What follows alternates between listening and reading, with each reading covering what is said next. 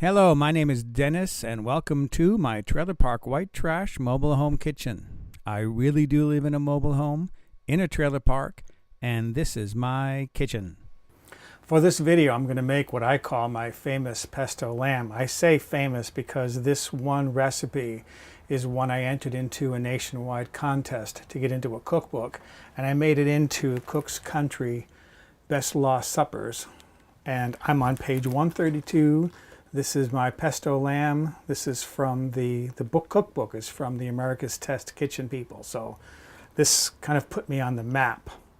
This is a very simple dish to make. A lot of people shy away from lamb when it comes to cooking meat because they don't know how to cook lamb. That's the most common objection I hear. I don't know how to cook lamb, they say. Well, it is true. Lamb requires a little bit of a different treatment because lamb has its own unique flavor. It's a little bit on the gamey side. The best way to cook lamb is to work with that flavor to complement it somehow. And how I like to complement the flavor of lamb is by using homemade pesto.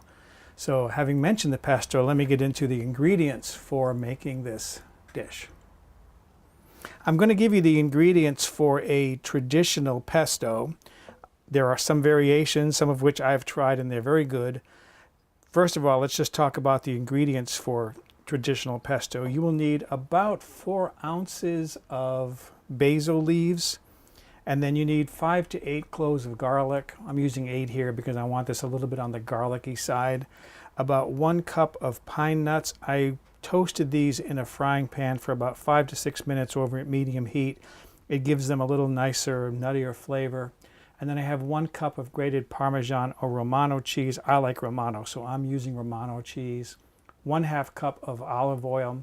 And then for my leg of lamb, anywhere between 4.5 to 5 pounds. This is actually 4 3/4 pounds of lamb. And then I also have some, my pepper mill, because I'm going to be grinding pepper as I'm preparing this. Some of the variations you can do with pesto. For one time that I made pesto, I didn't have any pine nuts and I couldn't find any, so I used almonds. I toasted the almonds in the oven and that came out perfectly well. And then I also put in about 20 or so oil cured Italian olives, and the pesto was absolutely delicious. So you don't have to make purely a traditional pesto. You can vary some of the ingredients a little bit to make your pesto more interesting, more unique. This is where a lot of people make a mistake when making pesto, is they just put everything in a food processor, chop it all up. But really, to get the best flavored pesto, you need to crush the leaves to get the juice out of the leaves, because it's in these leaves where all the flavor is. Just chopping it up, all you're going to do is just taste chopped up basil. But to get that real pesto flavor, you want to crush the leaves. I used to do it with a mortar and pestle. But when my carpal tunnel syndrome flared up, I found a better way, and now what I use is a hammer and a Ziploc bag to crush my ingredients. So let me show you how I do that. I put my cutting board down with a rubber mat underneath to try to reduce some of the noise of hammering. And then because my rubber mallet will leave black marks on my cutting board if I should hit the cutting board, I'm going to put a piece of cardboard down to protect my cutting board. So you just basically put all the leaves in here in a Ziploc bag, a good sturdy bag, because you're going to be hammering it. And at the same time, I put my pine nuts in there and my garlic. I might as well crush those as well. And then start by getting some of the air out. I'll have to take more air out later. And this takes a while, but you just basically start hammering it.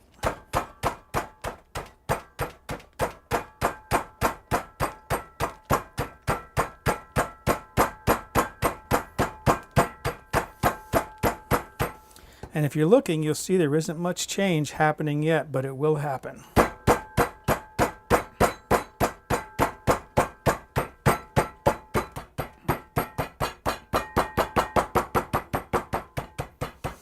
Okay, I'm satisfied with that. If you don't have a rubber mallet like I have, you can use the smooth side of a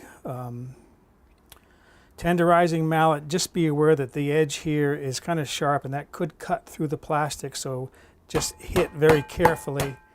So that's all pretty nicely crushed now. The next thing I'm going to do is put this into a food processor. So with this all crushed, I'm just going to dump this into a food processor.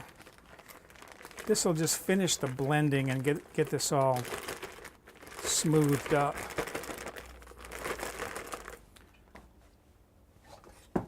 Going to need a wooden spoon to scrape some of this out.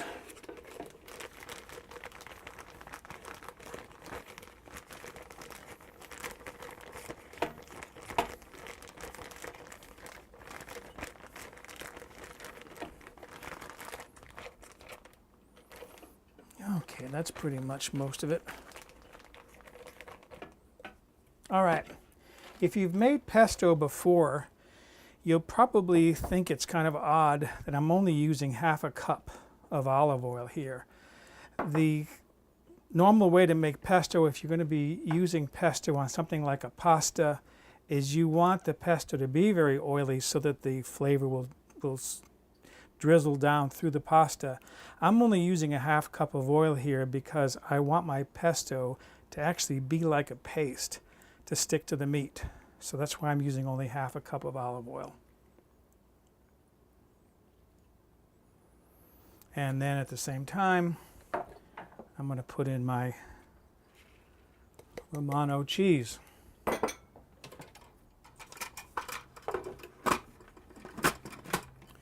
And then you just need to blend this up. And this blends very quickly, as you can see. We're pretty much done already there.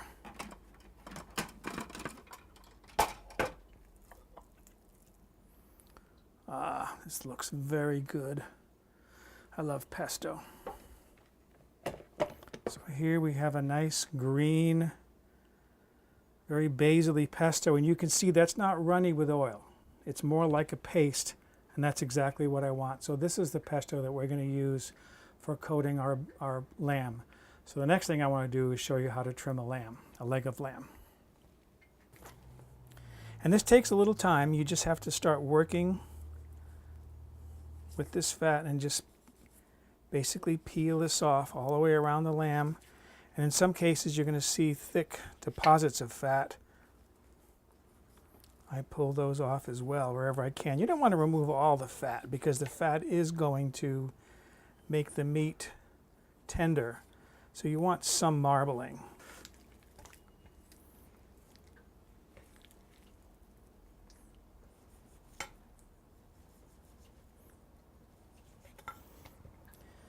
The butchers out there are probably laughing because they could do this in probably 30 seconds. It's going to take me probably about 10 minutes to do this whole leg. Now I'm going to open this up and look for the fat on the inside. There's not a whole lot of fat on the inside of this lamb, which is convenient. All right. And then I start with my pesto, and I'm going to put about 1/3 of this pesto inside the meat. I use my hands. If you want to, you can use a spoon or a spatula to spread this around. You don't have to spread it evenly. You just want to get it packed in here and there. That's going to flavor the meat from the inside.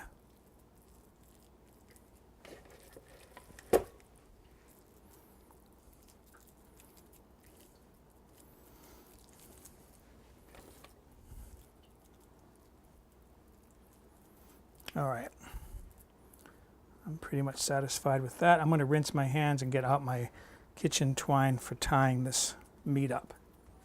So I'm just going to roll this up into a roast again and then just start tying this. I use standard kitchen cotton twine. And you only need to tie this in about, I don't know, 3 or 4 places. The whole idea of tying a roast, besides holding it all together again because it's been opened up, is that it's also going to get the roast into a fairly rounded shape that'll make the meat roast evenly. If it's all weird shapes, the areas where it's thin, Those are going to roast very quickly, whereas the thick areas could undercook. So that's the whole point of dressing a turkey or a chicken or a roast. You're controlling the cooking so it'll cook evenly.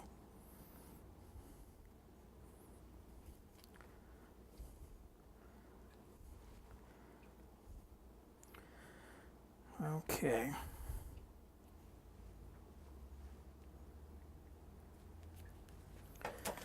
And then what I do is just to bring in these ends, is I'll do one big piece.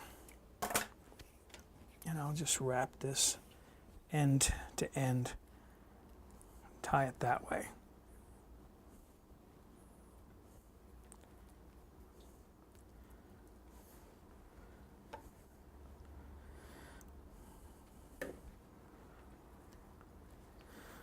All right, and there is a pretty nicely shaped roast. Again, it's compact and round. So then I want to do the outside. Before I do that, I want to lay a piece of plastic down because this next step is going to make kind of a mess, and the plastic will just all gather the pesto right back up into the lamb again. And then you put the rest of this pesto on the outside.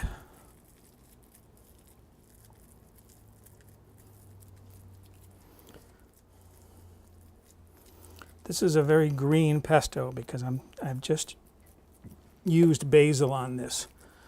When I do an alternative, like the roast I'm going to show you in a little bit, that one had olives in it. These black oil-cured Italian olives, and that made the pesto almost black. But it adds a more complex flavor that I really like. All right, turn that over.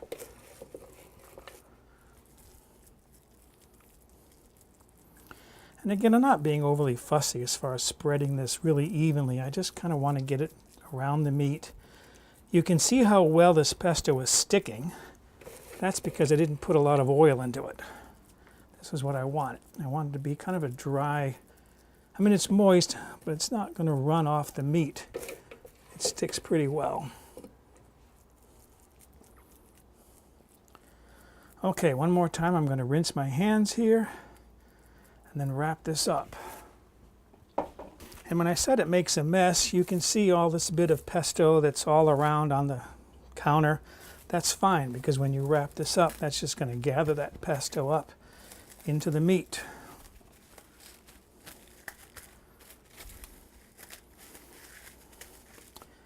And that's it. That's our pesto lamb all wrapped up. What you do is you place this in the refrigerator overnight and let that pesto work. It'll help to flavor that meat. And then the following day, you just unwrap this. You don't need to remove the pesto. You want to leave the pesto on the meat. And then put this in a 350-degree oven and roast it to an internal temperature of about 125 degrees if you like it medium rare on the inside, 135 degrees, 140 degrees if you want it medium well. The last roast that I did was 4 pounds, 4 3/4 pound, and to bring it up to 125 degrees from a refrigerator temperature, it started off at about 43 degrees from the refrigerator. It roasted for exactly 100 minutes to come up to 125 degrees. So that's our roast, ready to go into the refrigerator. This leg of lamb here is one that I actually prepared yesterday, and as I mentioned, I roasted it off today. The pesto was a little bit darker here because this is one of my variations. I used black olives when I created this pesto. So this is ready to go, and then I want to show you what I'm going to serve with it. The recipe for this is on my website. This is my eggplant parmesan. One of these days we're going to do a video of my eggplant parmesan. I love eggplant. So this is hot, fresh from the oven. The lamb has been resting. We are ready to eat, so let's go have dinner. I want you to see this being carved. It does fall apart a little bit when you carve it because the pesto kind of separates the meat a little bit on the inside. But you can see how delicious that meat looks. It's got the pesto on the inside. It's very tender, it's very moist. I think this is a delicious way to serve lamb. This is one that I think you can be really proud to serve to your guests. So that's pesto lamb.